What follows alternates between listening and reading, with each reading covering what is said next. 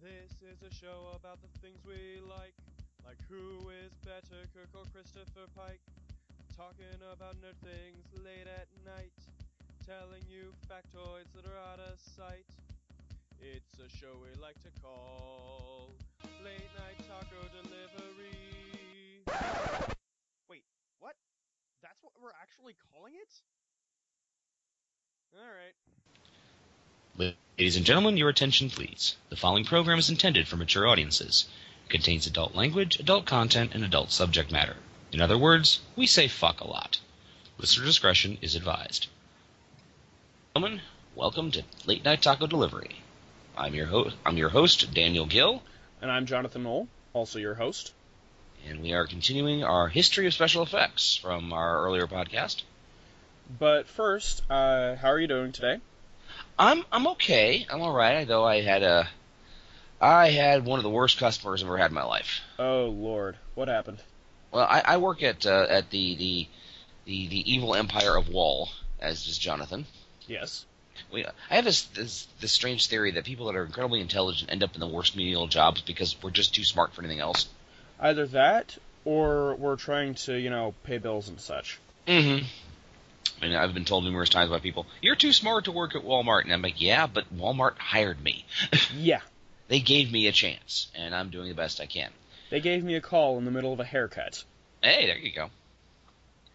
But no, I was working on self-checks, and this very nice Hispanic father and his 6-year-old, 4 or 5-year-old son came through our line, and the son was buying a Captain America helmet and a Captain America shield. That sounds pretty awesome. And it was, and I walked over, I'm like, oh, wow, that's really cool. Is that for you? And the kid's like, uh-huh. And I got down on my knees, and I always liked Captain America. He's one of my favorite superheroes, because he always does what's right. He tries to help everybody.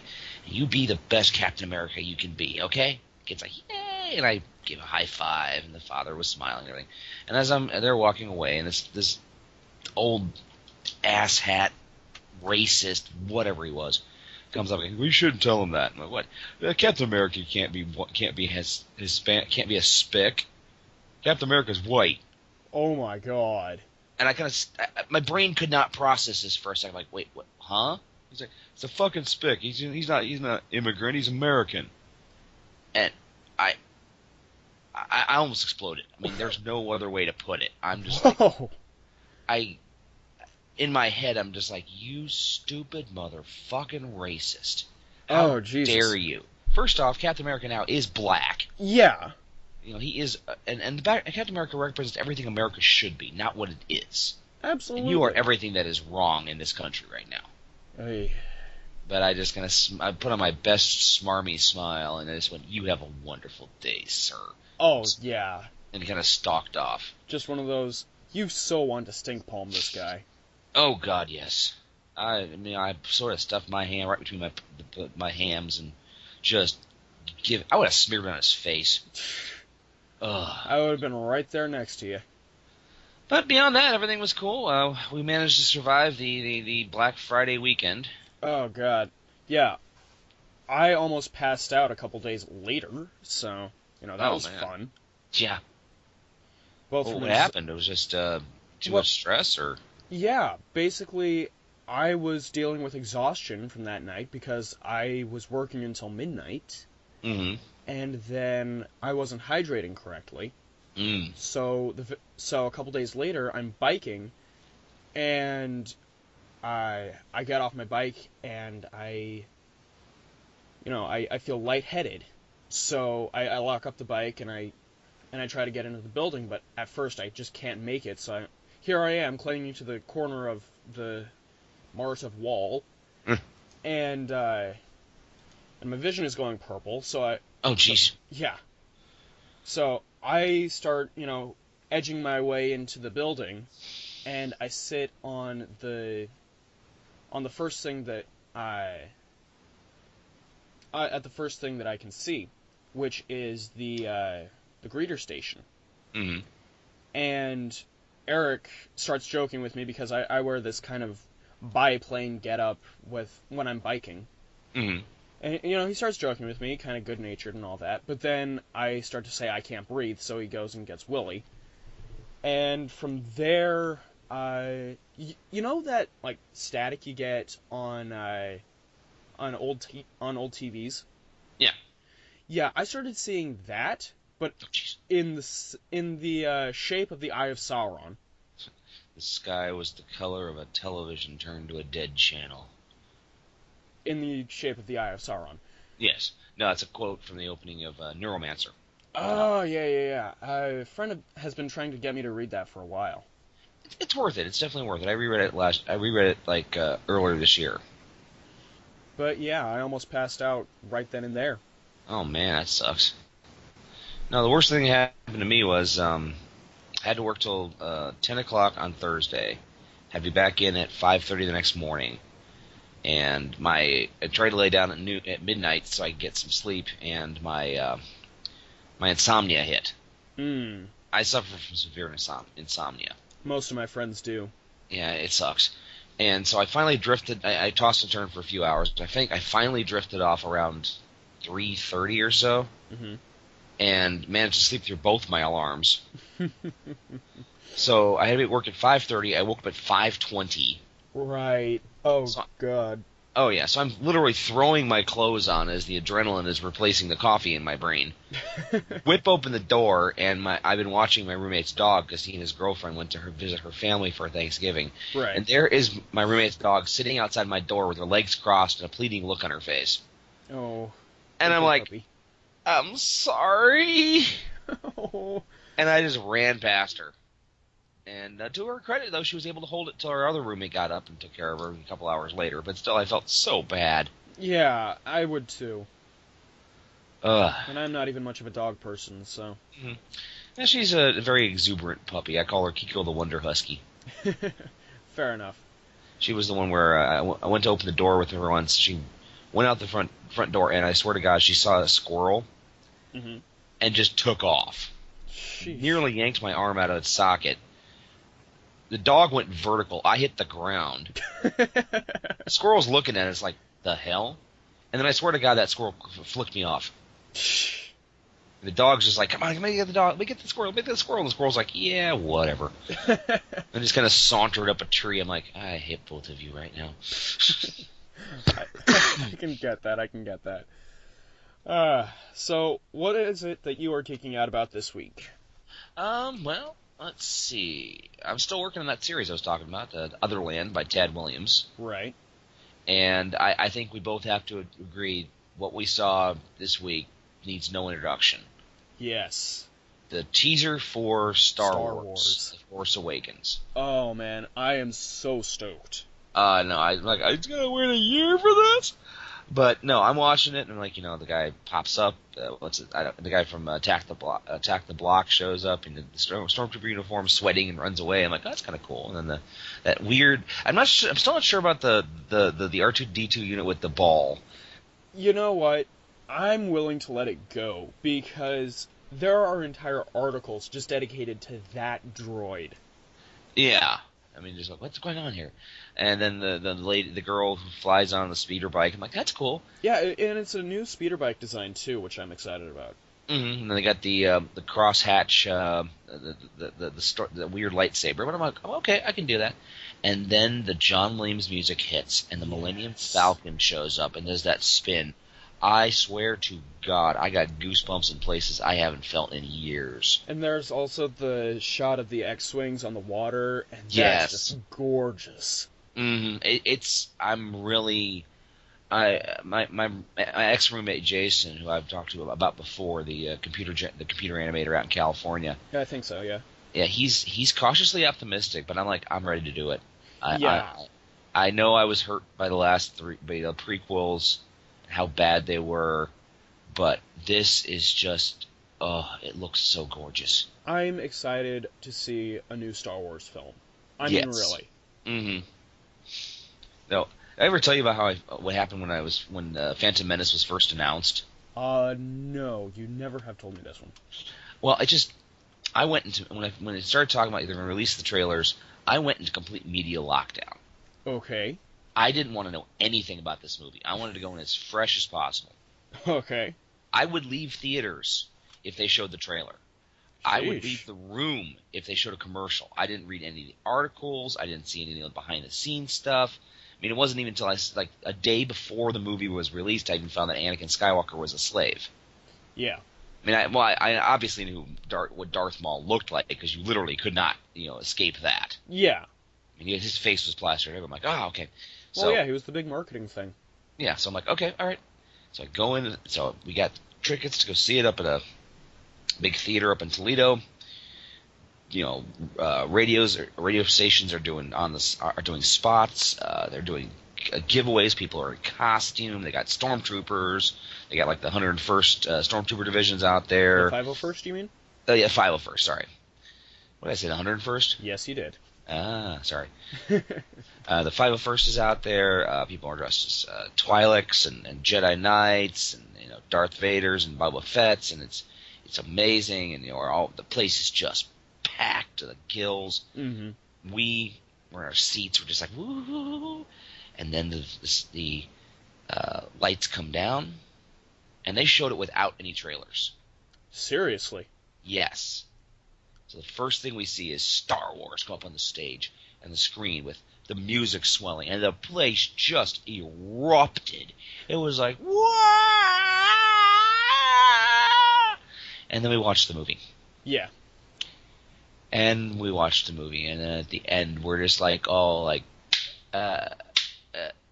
Yeah. What just happened? Yeah. And I swear to God, I thought it was my fault. Not the movie was bad, that I must have been in the wrong mindset. This couldn't be as bad as I thought it was. So I watched it again a couple days later. And I still couldn't get it through my brain that George Lucas had raped my childhood that badly. Oh, God. I watched it 3 times in the theater before I finally would admit to myself that it was a bad fucking movie. Oh, my God. Yeah, I actually saw it. Let's see, it came out in '99, so Right. I actually got to see it in Denver. Because I also got to go to Star Wars Celebration 1. Mm-hmm. I still have my lanyard from that, too. Cool. You must have been really young, too. Yeah, it was easily it was my first convention. Mm.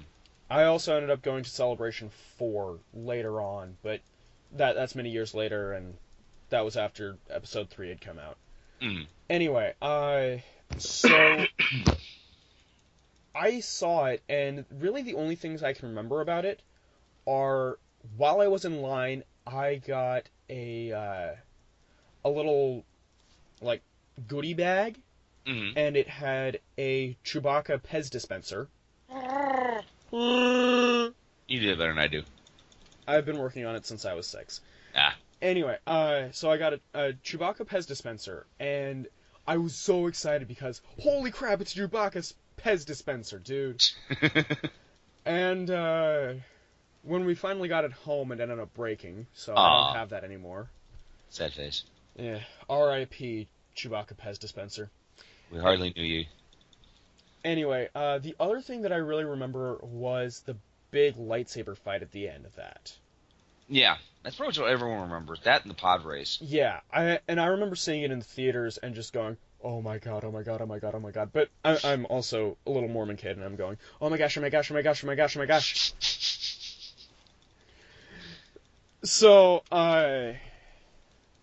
So afterwards, I'm just like, oh my god, Darth Maul is so cool, he has horns.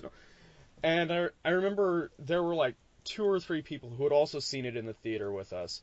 And I'm pretty sure they were humoring me because they knew how bad it was too. Oh yeah, oh yeah.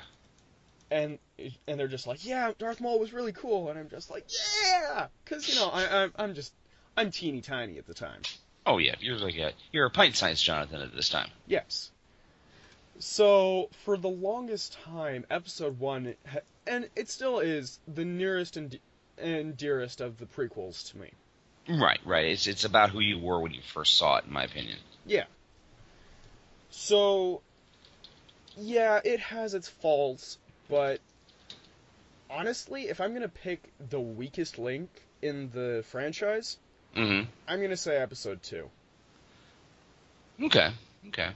I'm gonna admit, I never saw Revenge of the Sith. I couldn't. Seriously? I couldn't bring myself to do it.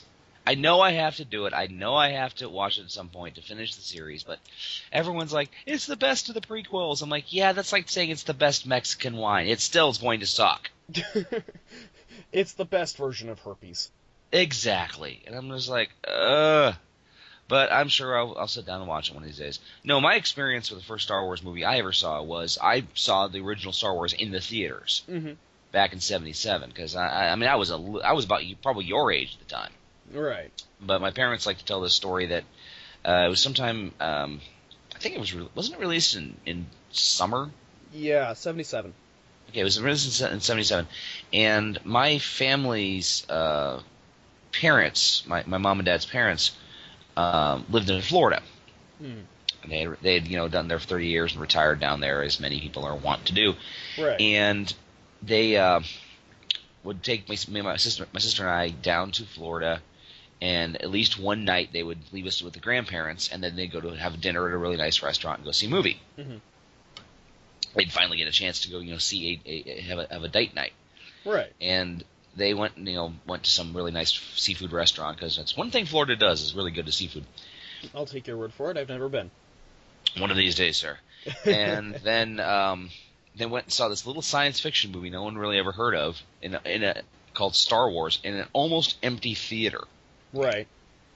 I mean, I think they saw like opening weekend, and it was like them and one other guy. Mm-hmm. And immediately when the movie was over, they drove back to my grandparents' house, grabbed me and my sister, and took off to the theater again. Yeah. So they had to see it twice in one day because it was so good.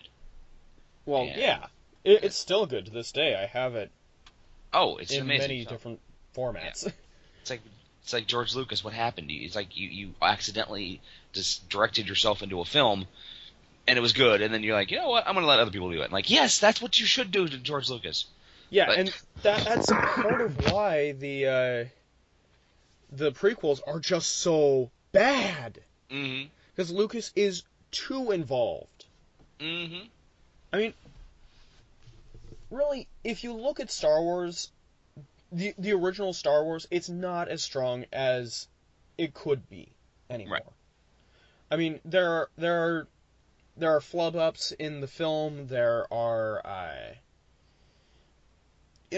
and he did try to fix that later on. That's why we have the special edition, and because of legal reasons. Yeah, but the problem is that he shouldn't have ever touched it. It's like going back and putting lipstick.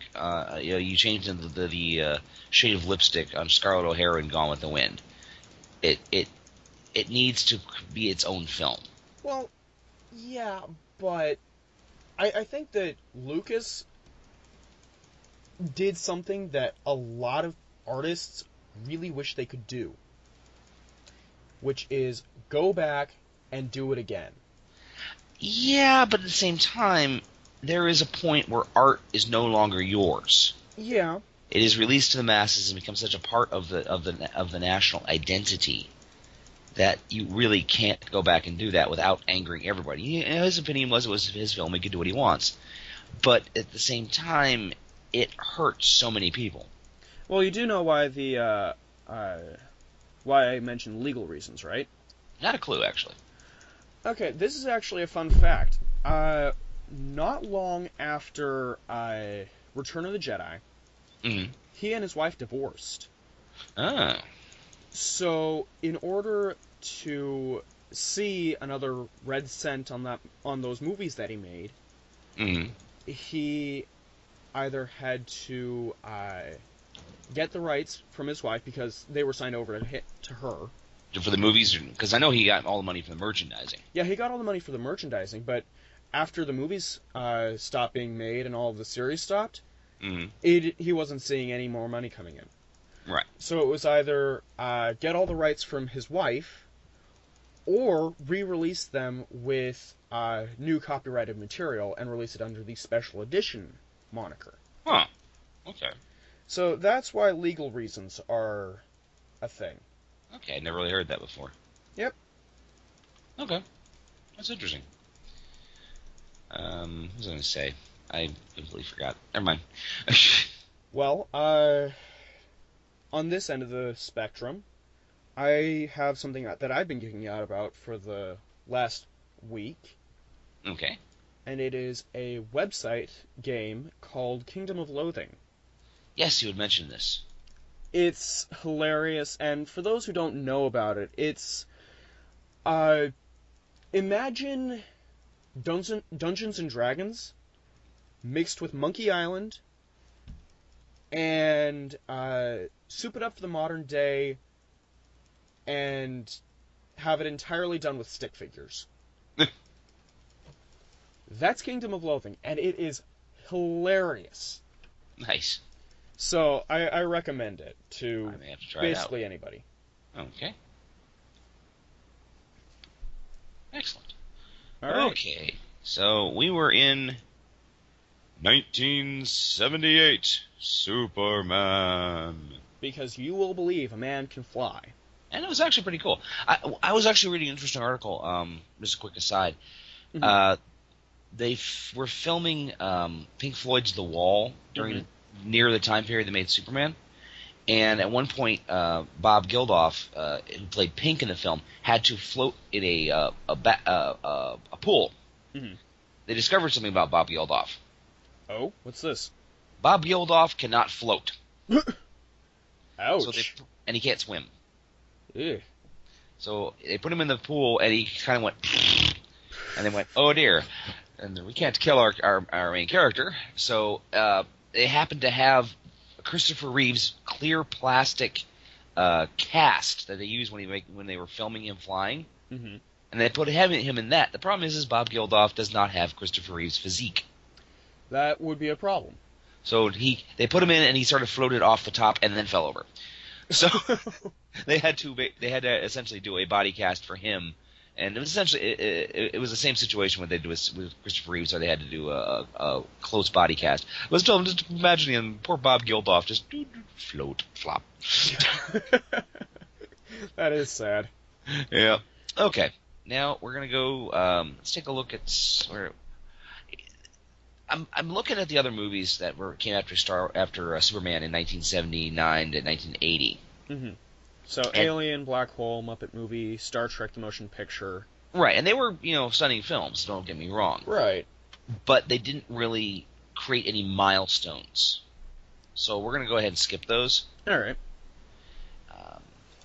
Because we're going into 1981. Why don't we go ahead and start with American Werewolf in London? Have you ever seen it? No, I haven't. I really recommend it. It's a very, very good movie. Very funny, very graphic. All right. Well, But- I think I had it in my Netflix queue at one point or another, so Okay. Netflix drives me nuts, I swear to God. I swear by it.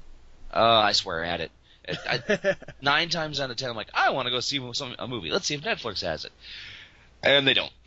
That's why I have other sources to find movies. Oh, so do I.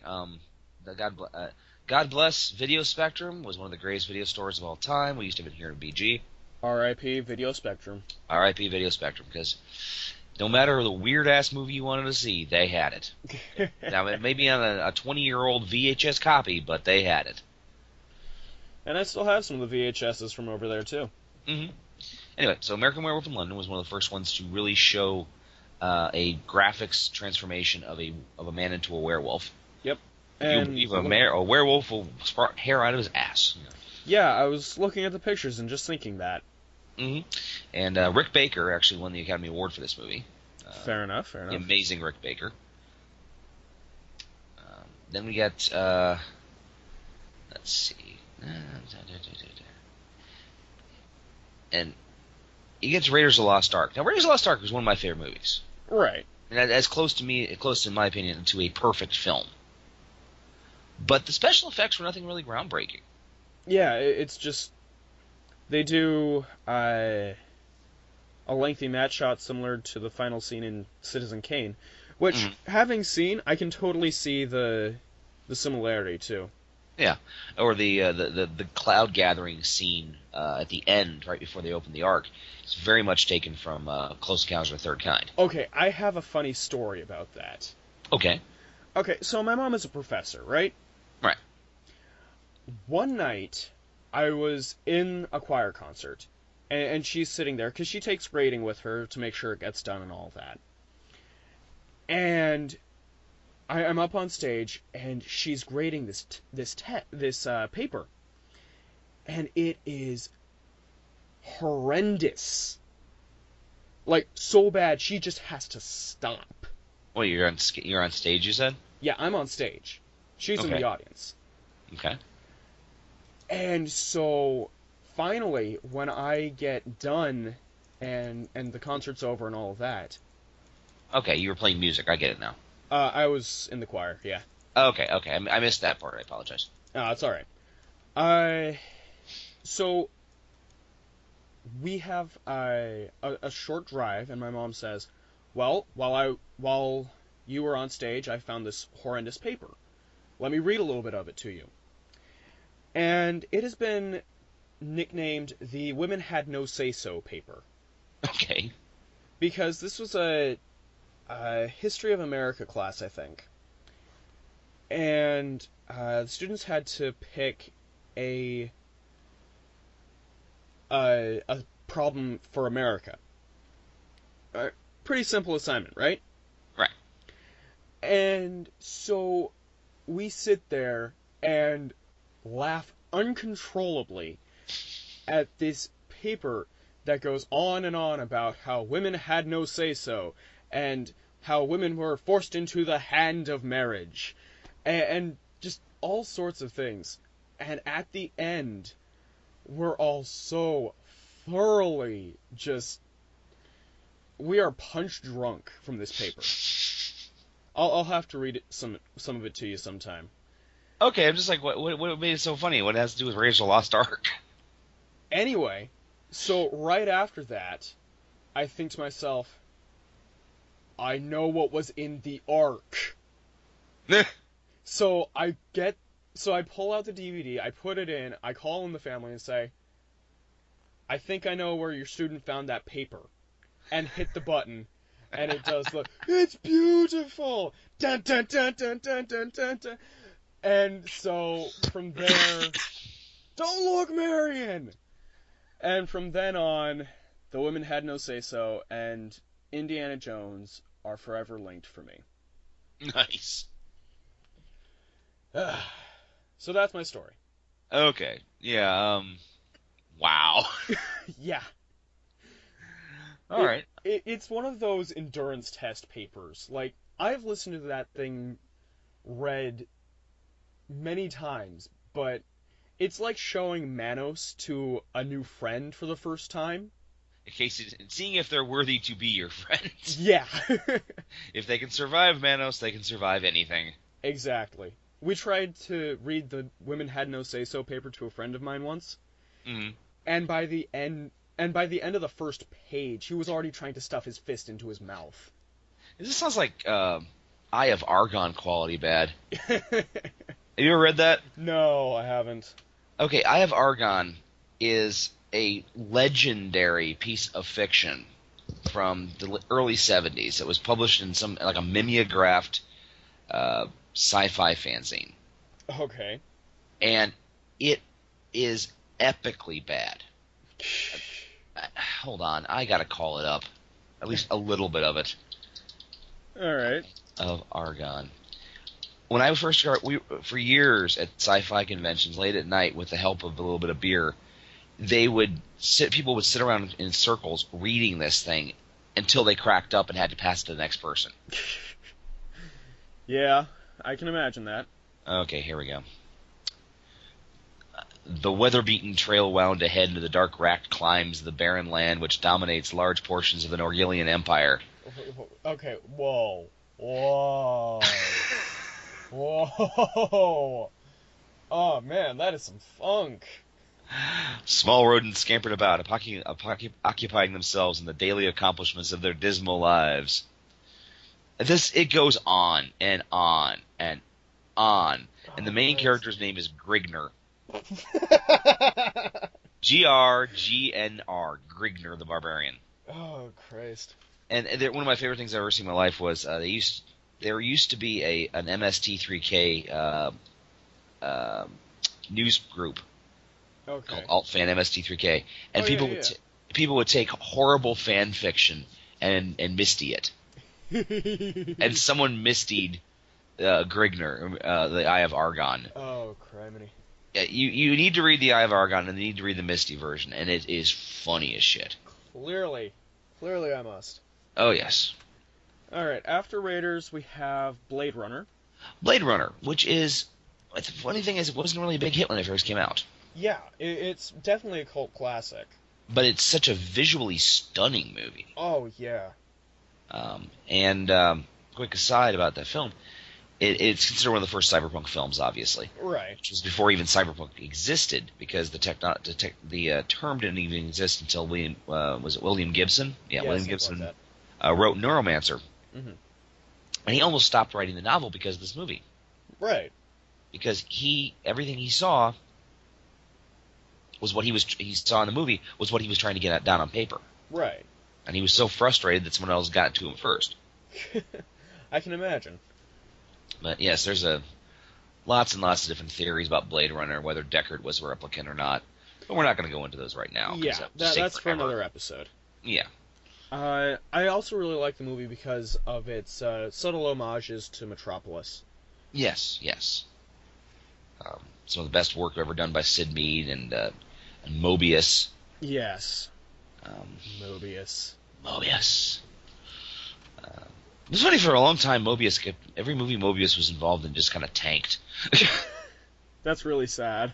Yeah, I mean, let me see. I remember he was involved in making Tron. Uh-huh. He was involved in making Blade Runner. He did all of that stuff. Which I guess we could talk about now. Tron. Okay, yeah, we can go ahead because there's nothing really that goes from Blade Runner to Tron, except maybe the Wrath of Khan. Yeah, that's what I was going to say. Actually, yeah. was Star Trek II: Wrath of Khan was the first one to ever use a fully entirely computer-generated sequence, mm-hmm. which was the use of the Genesis project on the Genesis effect. It's also to terraform a planet. It's also the first good Star Trek movie too. Yes, which is sad, really. Yeah, it is, but it's true. I mean, it wasn't that great. The first Star Trek movie was boring as crap. Well, yeah, I've seen both versions. The director's cut is actually far more interesting, though. That's interesting. Which is good. So sometimes the director cut just is worse. Yeah. I remember back in the 90s when Highlander 2 came out. Oh, Christ. Oh, we hated that movie. We were like, oh, this makes no sense, and it's stupid, and what the hell. And then they made, a number of years later, they did the Renegade cut, which allowed the original director, Russell Mulcahy, to go back and redo some stuff or use the original cuts he wanted to. And I asked my friend Andrew, what do you think of the movie? Is it better? No, it's worse. Why? There's more to hate. And that pretty much covered it. Fair enough, okay. Fair enough. Yep. All right, well, let's go ahead and drop into Tron then. Yeah. Man, we could do an entire episode on Tron. Yeah. Well, Tron has Mobius again. It's got a lot of CG in it, but again, the computers at the time were like, my cell phone currently has more space on it to make this movie than the animators had. Mm-hmm. From what I understand, they couldn't even see what they were working on. They actually had to write in the code, mm-hmm. and then convert it to a video image and to show it, so they couldn't actually see what they were doing. It was created by 3 different companies. Mm-hmm. Unfortunately, I can't remember the names off the top of my head, but one of the companies had a higher quality rendering program, so it was able to do things like the Solar Sailor, and the other company could render faster because they used simple shapes like the light cycles. Yeah, and the light cycle sequence is still gripping as hell. Oh, it's still stunning. If you ever get a chance, the documentary that's on the Tron DVD is really, really well done. I'll have to look it up sometime. It talks about Steven Lisberger and how he cast the film and how he, used animation. A lot of stuff came out of his work. And he never really went off and did anything else, unfortunately. I also find it interesting about Tron is that as much as people give it credit for using a lot of CGI, mm-hmm. it doesn't have that much CGI. A lot of the movie is just a bunch of people in white jumpsuits and under black lights. Yeah, doing a blacklit. Yeah. Backlight animation was what it's called.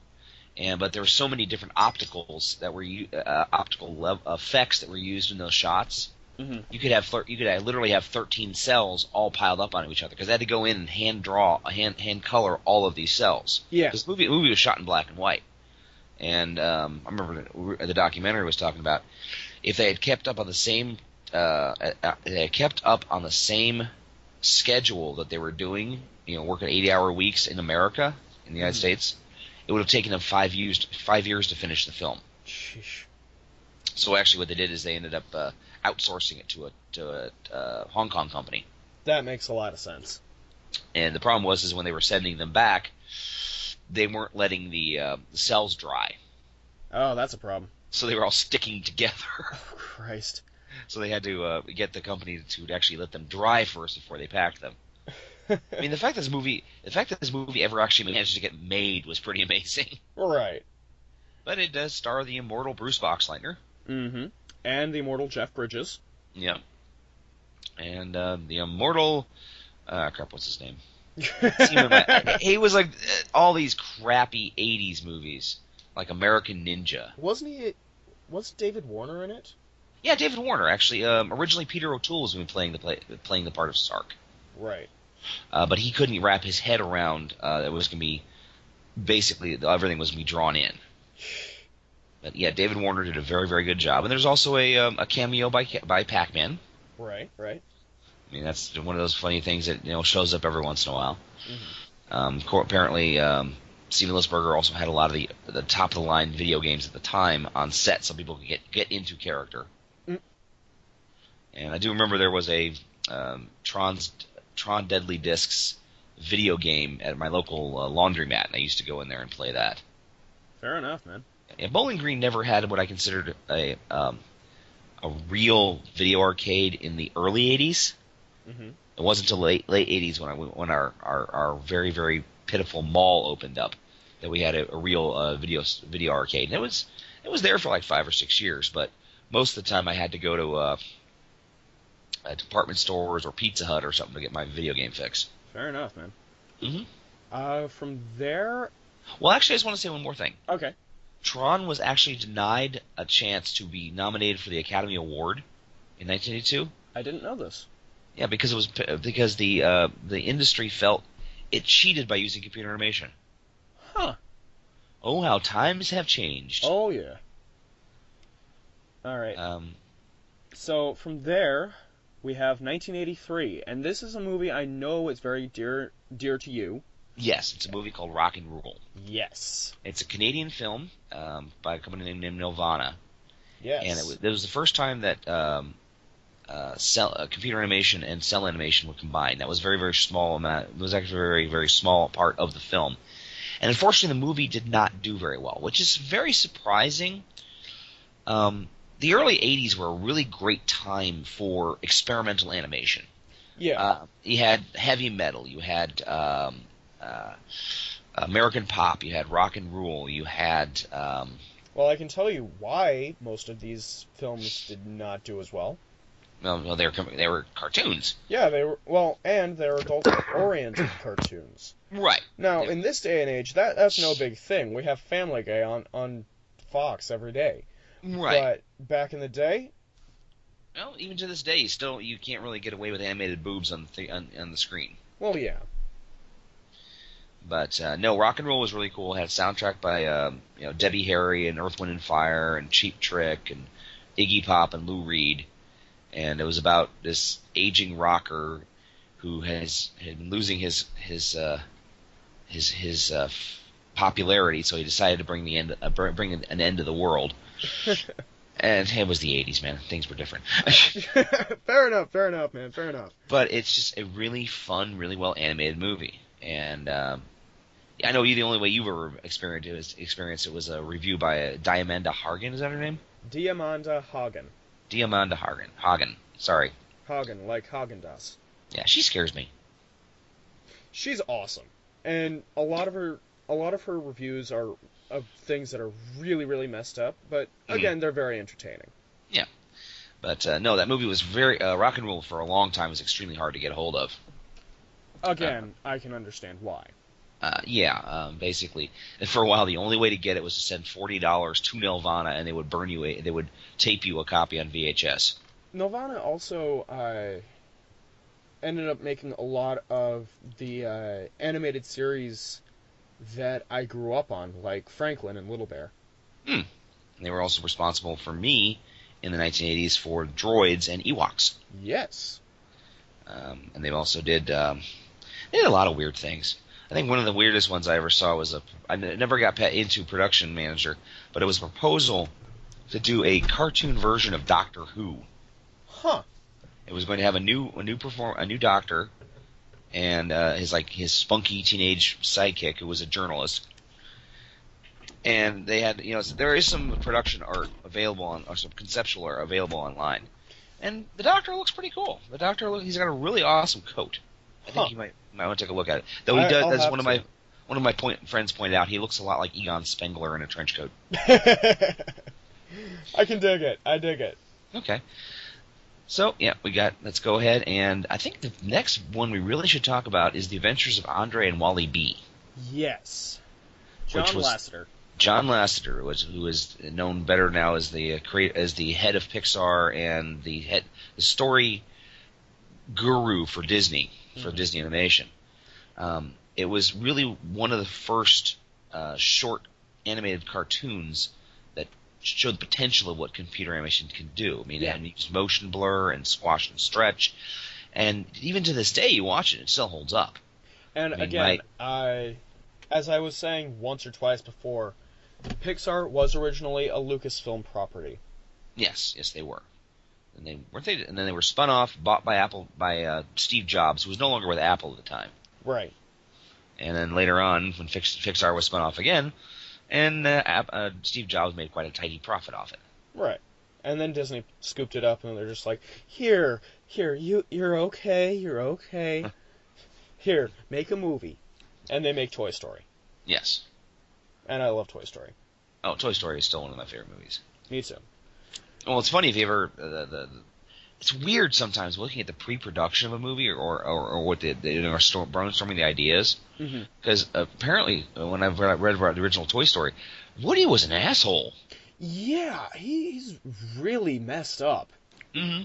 I actually find it interesting that Toy Story 3 and the backstory of Lotso is very similar to the original story they had in mind for Toy Story. Yeah. So, and he was being abandoned, and he'd been lost, and he decided that he was going to get back at everything. Yeah. Which I still find fascinating, and yeah, I love Toy Story. Nothing wrong with that. I quite love him too. Pixar, I swear to God, sometimes Pixar movies should come with a warning. This will give you the feels. Yes. I mean, Toy Story 2, funny haha, Sarah McLachlan. Yeah. And suddenly, my heart is in my testicles. I'm like crying. I'm like, oh my God! I got home. I got back. I literally drove to my parents' place and hugged my teddy bear. My teddy bear. My teddy bear is named Julianne. Fair enough. She's still Juliana, actually, and she still is a lot. She's still around. You know, a lot of my toys from my childhood are no longer around, but she's on a bed in my parents' guest room, along with a couple other ones. But she's always been there for me. The next movie that I would like to talk about is The Last Starfighter. Yes, I love that movie. I love it too. I've mentioned it before. When I first saw it, and it was right after Terror of Mystery Science Theater 3000. And this movie, my dad really likes this movie. Mm-hmm. So when we first saw it, my brother and I were just making with the quips right away. Oh, so you were still in the MST3K mindset while watching it. And my dad just could not fathom why we weren't getting into it the way he would be getting into it. A lot of it has to do with nostalgia, I've discovered. I mean, yeah. It's the time period when you watch the film, and it really affects you. Yeah, I was actually talking to one of the people at work, and he was saying how he was not looking forward to the new Star Wars movie because J.J. Abrams had apparently ruined Star Trek for him. Mm. And I'm like, holy crap, dude. Clean up your nostalgia goggles. Quick. Because, seriously, that needs, like, Yeah, very industrial strength Windex. I mean, I quite enjoyed the Star Trek reboot. Yeah, me too. Even though it broke so many goddamn laws in the story that I was like, wait, what? When they did the transporter in warp, I'm like, okay, hold up, back that one up, please. Yeah. That was a bit much, but I thought it was very well done. I thought it was enjoyable. Yeah. And I actually owned a VHS copy of Last Starfighter. Mm-hmm. Same, actually. And I can honestly say this is probably in the top 5 movies I've watched over and over again. It's such good junk food movie. Yeah. I mean, you can just sit there and watch it over and over again. I probably saw it like 20 times in one summer. I just, nothing else was on TV. I'm like, haha, it's Last Starfighter. And I was always very depressed that a good version of the video game never came out. Yeah. Apparently there is one available now, but I can never get it to run anything. But I just remembered Last Starfighter with, what's his name, Robert? I don't remember right off the top of my head. God, we are horrible with our names, aren't we? Yeah. Well, tonight I've also got a bit of a headache. Oh, I'm sorry to hear that, dude. Nah, it's alright. Anyway, The guy from Music Man? I despise Music Man. Okay. Robert Preston, that was his name. Alright. The original movie version of Music Man was Robert Preston. And I'm not a huge fan either, but I do like some of the music. It's influential, I'll give it that. Quick aside on that film. Oh, yeah. There's a song in there. It's about it's an old Beatles. It's there's a bells on the hill, but I never heard them ringing. That one was actually covered by the Beatles in the early '60s, and the writer of the songs of Music Man says we saw more money from Beatles royalties than we ever saw from productions of Music Man. I can understand why. Oh, man. But anyway, and one of the things we would mention at work is I actually thought Lensman was the first movie to use CGI and animation together. That came out in 1984. It's a Japanese animation movie based on a classic series of sci-fi novels about basically a intergalactic police force. But it turns out it was the first anime to use CGI. Yep. And I actually remember watching that. And it was funny. I remember watching that at a sci-fi con. Like, well, it wasn't really a sci-fi convention. It was like a comic book show in Toledo back in the late 80s. And the CGI was so shiny. It was like terrifyingly shiny. We will shiny you to death. Yeah. Ha ha ha ha ha ha. Mm-hmm. And then cue badly dubbed extra mouth flaps. Exactly. So then we've got 2010, the year we make contact, which used first computational fluid dynamics for CGI. And then we get to a movie that you like a lot, and I'm not so big a fan of. Are we talking Young Sherlock Holmes? No, Black Cauldron. Oh, Black Cauldron. Yeah, I love Black Cauldron, man. I had nostalgia goggles for that movie. Yeah. Because I saw it in the theaters when it first came out. It was a $25 million movie that tanked and almost killed Disney's animation department. Yeah. A lot earlier than it ever did. Disney was going through a lot of business problems at the time. This actually was one of the films that led to Michael Eisner taking over the studio, the company, and actually turning it into the unstoppable juggernaut that it is now. But we've talked about that on a past podcast. Right. But the movie took I think it took like 5 or 6 years to make. And it used animation, computer animation, and so on and so forth.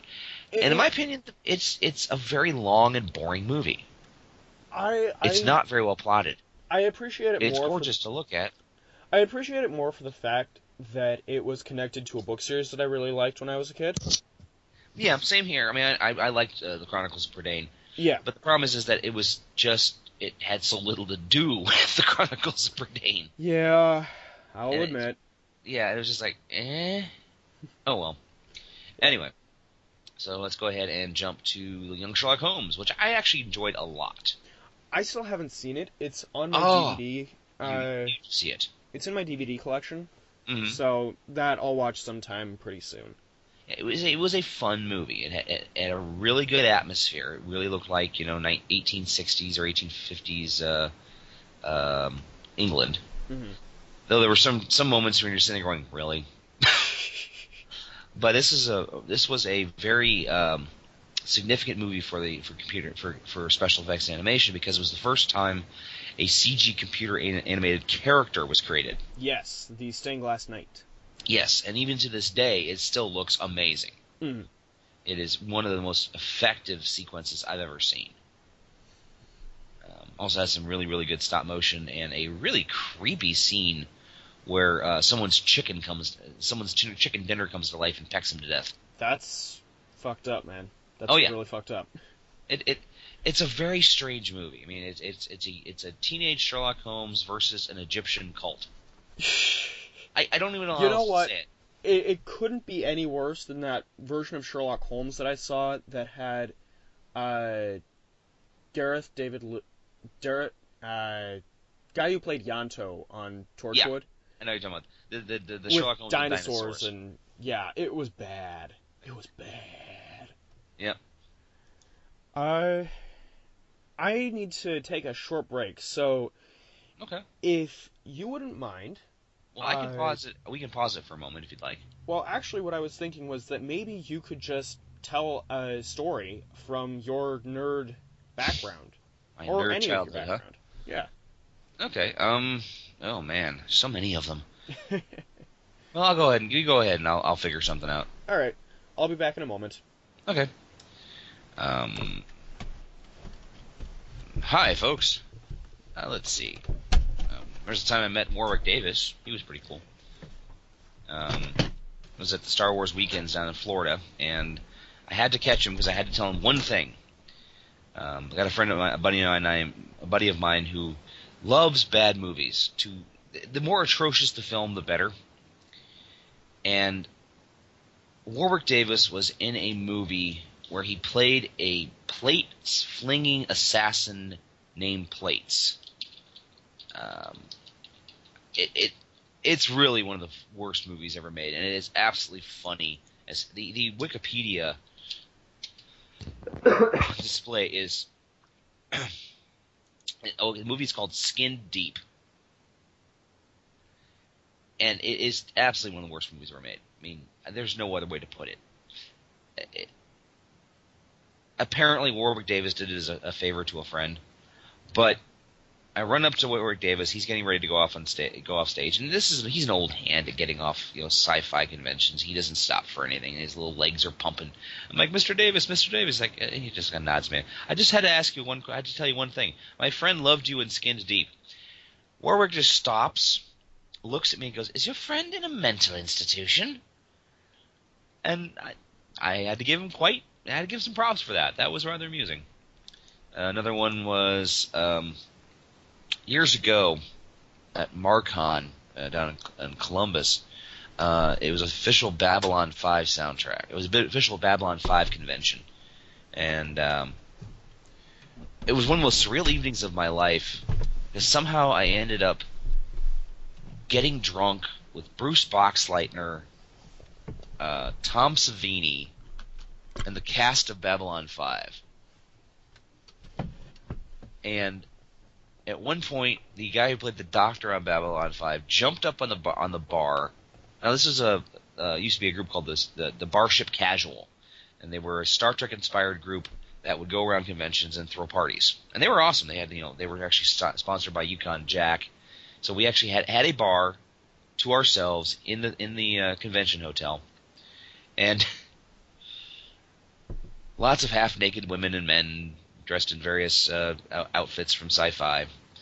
And there I am, sitting there with Bruce Boxleitner, his wife, Tom Savini, his wife, watching Claudia Christian, who played the security officer, who played the second in command on Babylon 5, making out with a girl half her age. The Doctor from the show is up dancing on a bar.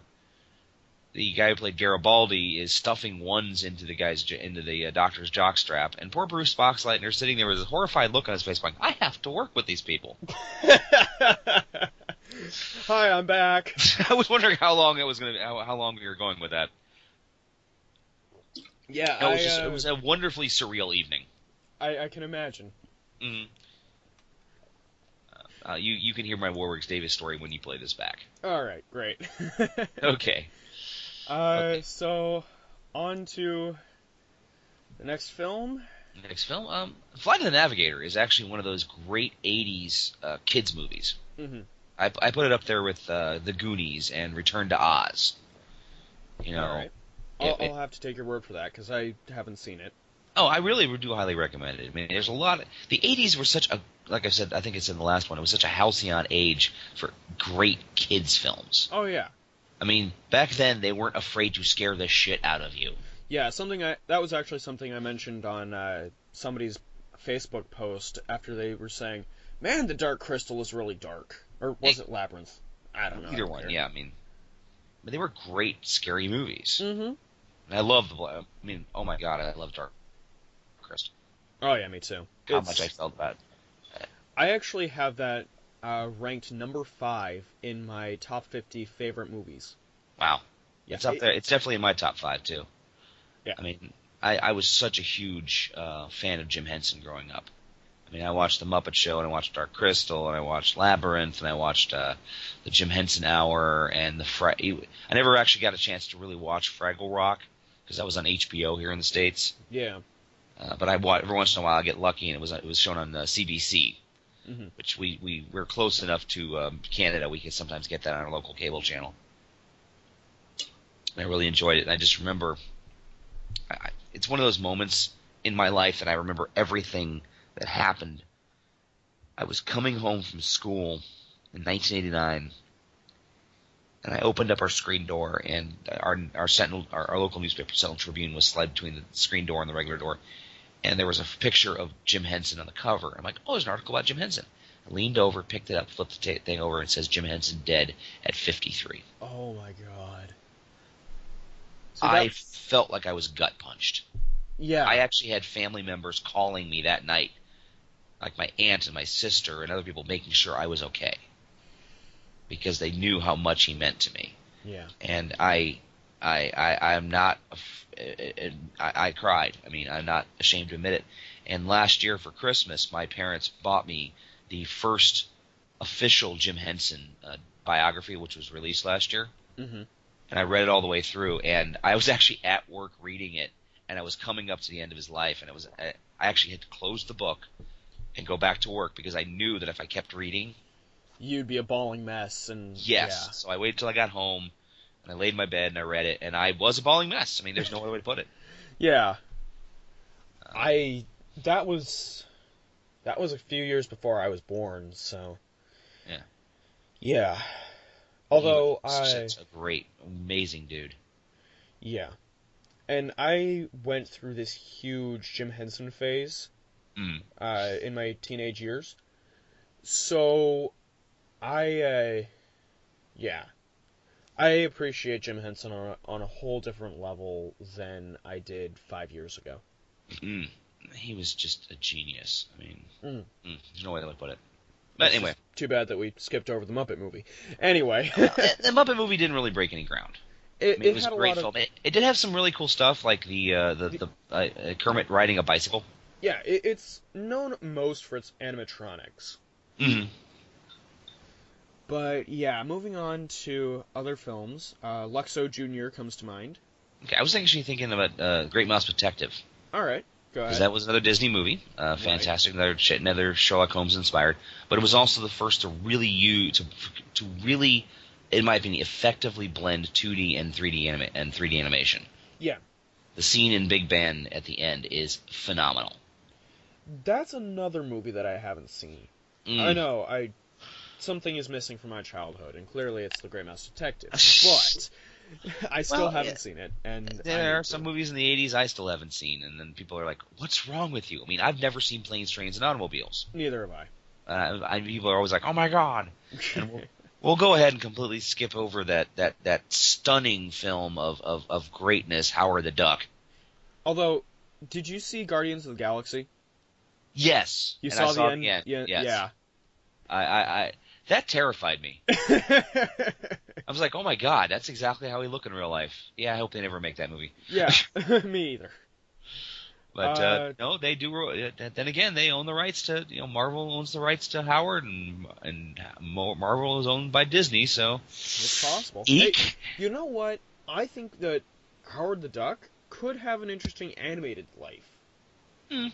Possibly. Oh well. Yeah. After that, speaking of animation, is Luxo Jr. Right, which was one of the first, which was computer generated by Pixar. Yes. Pixar has done so much; it's almost terrifying. Yeah. And it's still hilarious. And the desk lamp at the end with the jumping on the eye in Pixar and all that. It really showed that it's as much about characterization as it about the character, because they're just basically two freaking desk lamps. Yeah. But they get so much personality out of them. Mm-hmm. And a lot of that has to do with the motion, not emotion, but motion of the lamps too. Exactly. And then we get to Star Trek IV: The Voyage Home, which was the first use of facial scanning technology. Yep. Which has been used a lot lately. Yes. It's gotten more and more. It's kind of weird. As much as we're talking about computer animation and special effects, it's almost like the computer animation has gotten worse. Yeah. It's gotten lazy. It's, we can fix that, and we can just fix that with special effects. Yeah, thing is that it's getting easier. And so animators are starting to rest on their laurels. Hey, we've already done this. Let's do this new thing here. Right. I mean, I know we're skipping ahead of it, but Jurassic Park. Yeah. I mean, that movie's 20 years old, and it still holds up. Yeah, it still Those looks dinosaurs amazing. are perfect. Yeah. And then you look at other movies from like the last couple of years, and I'm like, that CGI is awful. Yeah. Okay. We can't go past without at least touching on Transformers the movie. I guess. That movie was traumatic. You have no idea, dude. I had watched the Transformers cartoon. Transformers was never as big a part of my life as it was for you. Right. I mean, it's a quintessential 80s property. Right. But I watched the cartoon. I'd come home. I'd run home after class, and after I was in grade school at the time. I'd run home and I'd sit myself down. I'd watch G.I. Joe and Thundercats and Transformers and Gem and the Holograms. Even though my sister said she was watching it, I'd be like, why you can't? You're older than me. You can take a television. Meanwhile, I'm like, truly outrageous, truly, truly, truly outrageous. So that was a fun. Here's my TMI moment of the night. All right. You may want to close your ears for this. My first sexual dream was about Jim. All right. I remember the dream. And I'm like, oh my god. So literally my first sexual dream was about Jim and the Holograms. Moving right along. Indeed. Yeah, but Transformers the movie was it was traumatic watching all my favorite characters get blown to shit. Oh yeah, and I also find it interesting that the big planet that eats other planets is voiced by... Sorry, what? Unicron. Yeah, Unicron is voiced by Orson Welles. And it was his last movie role. Yeah, and Orson Welles was also roughly the size and shape of a planet, so... yes. Well, Orson Welles was one of those guys who unfortunately had so much going for him, he scared the Hollywood studio, I think. Yeah. He scared the system. He made Citizen Kane, and he made Magnificent Ambersons, which are two of the greatest movies of all time. Mm-hmm. But Magnificent Ambersons was taken away from him and re-edited, and he did not make... And Orson Welles never really made a lot of friends in Hollywood. Yeah. He was deeply admired, but he didn't have the schmoozing qualities that were needed to get everything he wanted for his films. So he just sort of existed out there. He lived on the scraps he could pick up, which is really sad. Yeah, and then RKO folded and Yeah. And then But we got moving on, Who Framed Roger Rabbit?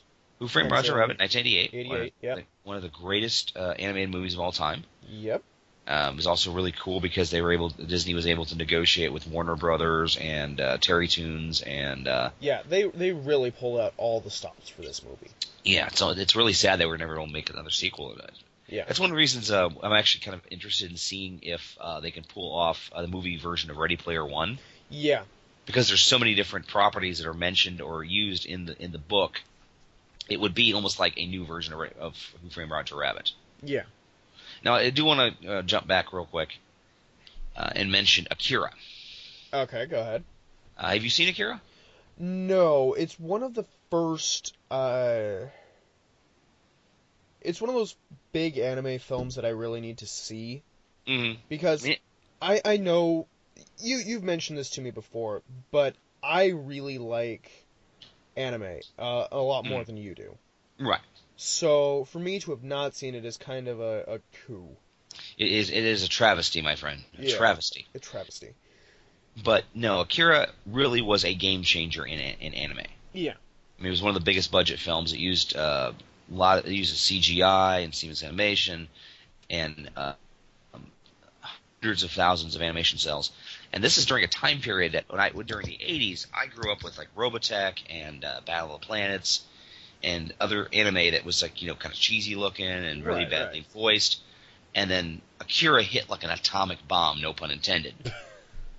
Man. It just changed the playing field so much. You didn't have to use the atomic bomb, man. Oh, man, sorry. Oh, wait, Japan's atomic bomb? I wasn't even thinking about that. Yeah. Doop. Tharp. But no, it changed the playing ground so much of what anime can do. Yeah. Like, even to this day, it still resonates. And not long after that, they actually made an anime movie called Metropolis that, yes, funny enough, is very similar to my favorite movie of all time. Mm-hmm. But apparently the director has claimed up and down, oh no, I've never seen that movie before. He's never seen Metropolis? Yeah. What was it? He says he was just inspired. I think I read something about that. He said he's been inspired by articles and movie posters, but he's never actually seen the movie. Yeah. No. Yeah, I call shenanigans on that too, but very much shenanigans. But legend has it and all that. Legend has it. Okay. We're about to head to the end of the 80s here. Yes. Let's take a look. Go into Willow, which was one of the first ones to ever use morphing technology. And I'm sure I'm looking forward to your story about Warwick Davis. Oh, yes, it was fun. But, no, I just remember Willow was really it was a fun sword and sorcery flick. Mm-hmm. I mean, they don't really, they still don't really make that much fun fantasy films. Yeah, well, Lord of the Rings, I think, is a big reason why. Well, I honestly thought that it would be more because of that they have a lot more fantasy films. Well, yeah, we have a lot of fantasy films thanks to it, but Lord of the Rings itself is just kind of a huge, serious film. But it's still funny. Oh, yeah, there's funny parts. There's humor, but it's not a funny film inherently. No. Well, Willow wasn't a funny film inherently. It was over the top, but it wasn't funny.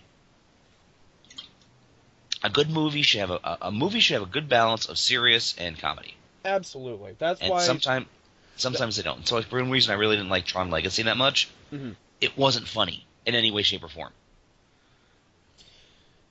And really that's part of why things like Star Wars have held on for so long, is because not inherently funny, but still they have humor.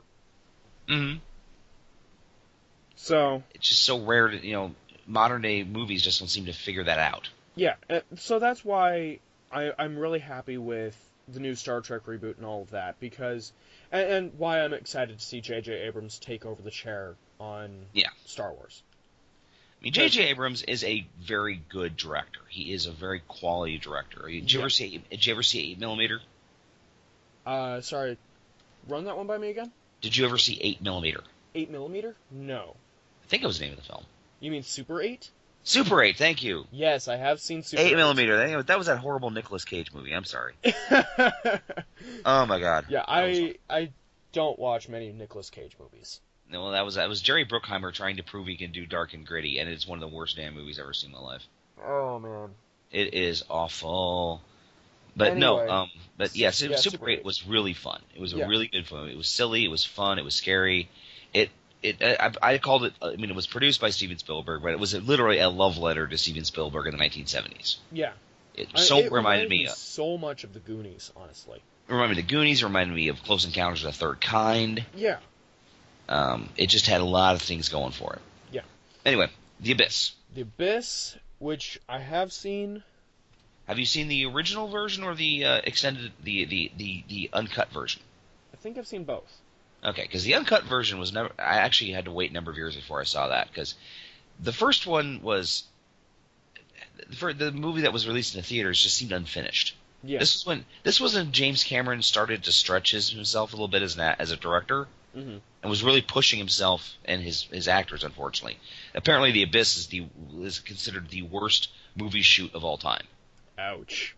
Yeah, I mean, they were underwater for hours at a time. They actually had to decompress before came up because they were going to get the bends. Yeah. And it also was a groundbreaking in its special effects. One of them, of course, being the water tentacle. Yes. And that thing is gorgeous to watch. It is gorgeous to watch even to this day. And at the time, they didn't even know if they could pull it off. Mm-hmm. So they wrote that scene in such a way that it could be cut without changing the story, Mm-hmm. in case they couldn't get the special effects to work. Yeah. And it did. And something I read a long time ago, I'm probably going to be wrong. One of our 12 listeners may change this, correct me. It was done on a very early version of Photoshop. Huh. The people that wrote the guys that did the special effects on The Abyss for the water tentacle wrote the program, and then thought, this is a really cool photo manipulation program, and they quit Industrial Lights and Magic and set off and created Photoshop. Huh. Created. I don't know Adobe, if they. you mean? I don't know. No, I don't know if they created Adobe or if they created Photoshop and was bought by Adobe. But Who knows? Who knows? But it was just a really, really cool film, and it had a lot of great moments in it. But if you ever get a chance, to our listeners, the uncut version is so much better. Has a lot more going for it, and it's in my opinion, it's a little better than when James Cameron started to make movies for the lowest common denominator. Yeah. I'm looking sorry. at you, Avatar. Titanic, I think, is really where that takes off. Yeah, which is sad. God, Titanic is... Okay, Titanic is important. Mm. But...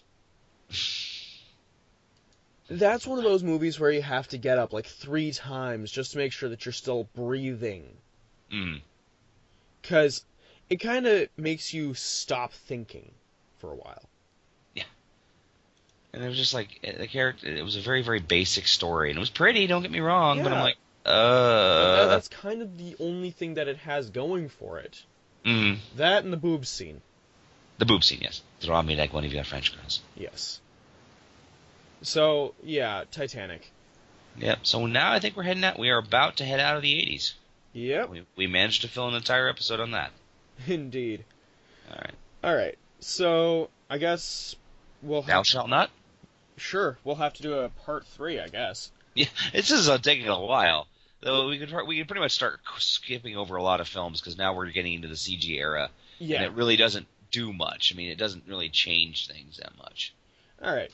So, for this week, our Thou Shalt Not, in honor of the fact that we have a new Star Wars coming out, and there's always been a wariness about sequels. Right. And the fact that we have been talking recently about Tron and its successor, Tron Legacy, which, while is a film... Yeah, it's a film. It's definitely a film. It's a film. It was shot with cameras. But... it takes the ideas of Tron and presents it in a new visual style, which I think is another reason why it's just not the same. Yeah. So, for this week's Thou Shalt Not make a sequel based on a movie that should not have sequels in a new visual style. Yeah, or new visual style or a new genre. Yeah. As as soon as Jonathan told me this, I looked at him and said, Animal Farm done as a Disney-style musical. Christ.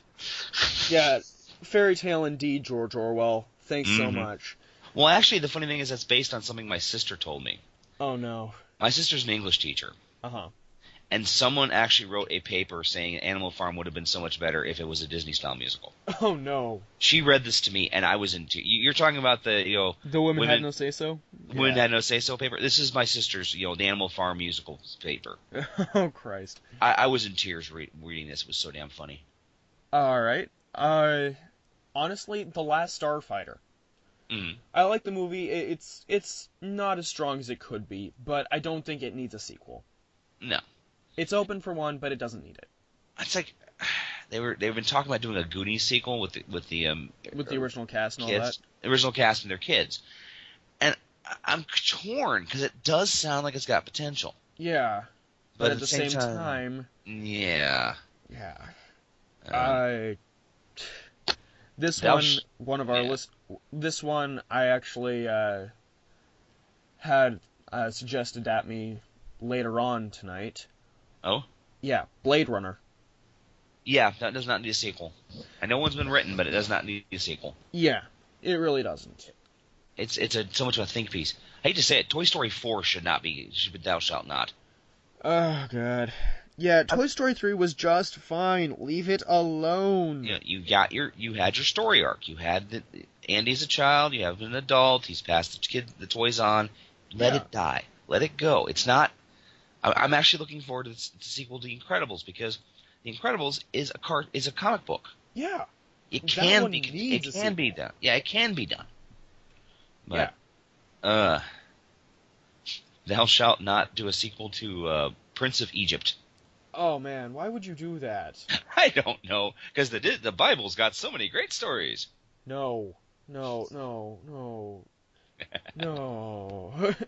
I mean, stop. No.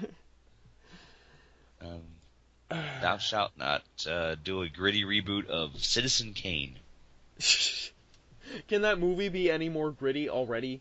I don't know. Have you ever actually seen RKO 281? No. I would recommend it at some point. It's a film about the making of Citizen Kane. It's a dramatized version starring Liv Schreiber, who's one of my favorite actors. All right. And he plays Citizen Kane and talks about how he made talk about making the movie and the arguments they had and how William Randolph Hearst tried to shut the production down. Yeah. And then tried to buy the film so it would never be released. Yeah. Ugh. Well. Thou Shalt Not redo 2001. Yeah, no. That film is already beautiful, even though it is snoozeworthy. It's snoozeworthy. But there are certain movies that just never need to be remade. I mean, Gone with the Wind does not need to be remade. Casablanca doesn't need to be remade. Oh, wait. Barbed Wire. Well, actually, they made a remake of it in the 70s, too. And they made one in the 90s called Havana, starring Robert Redford. But yeah. It's a classic story, but they keep redoing it. It's never done nearly as well. Well, you know what? I would actually like to open this one up to the floor. Okay. So, for all you listeners out there who are on the Twitter, I recommend that you go ahead and play Thou Shalt Not under the hashtag How about Thou Shalt Not? Fine, Thou Shalt Not. Yeah, hashtag Thou Shalt Not, no spaces. And basically new visual style, your idea, and then hashtag Thou Shalt Not. Okay, it's got possibilities. So, here's hoping. Yeah, we'll see what we can do. All right, Jonathan. Well, I had fun tonight. I don't know about you. I had a lovely time. Excellent.